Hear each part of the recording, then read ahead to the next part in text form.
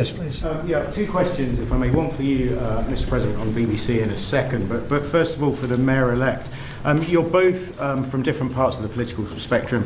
You're both populists, though, and I just wonder to what extent the President's campaign style, his techniques, his social media use inspired any part of your campaign. Well, I actually told the President that so much of the focus of our campaign has been on the cost of living crisis. And when we asked those New Yorkers who had voted for the president, when we saw an increase in his numbers in New York City, that came back to the same issue: cost of living, cost of living, cost of living. And they spoke about the cost of groceries, the cost of rent, the cost of Con Ed, the cost of childcare.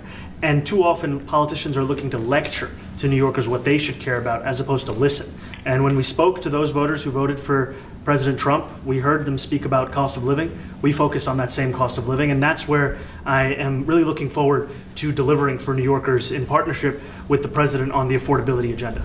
And I think we have to work a little bit. We talked about Con Edison. We have to work a little bit on getting the prices, because we've gotten fuel prices way down, but it hasn't shown up in Con Edison. And we're going to have to talk to them. If we're sending them fuel at a much lower price than it was a year ago, which is true, we have to get Con Edison to start lowering the rates. Absolutely.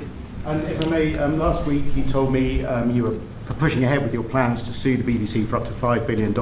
You're going to speak to Prime Minister Starmer as well. Is there any progress or any updates on those issues? Well, we get along very well with the Prime Minister. We made a deal with UK.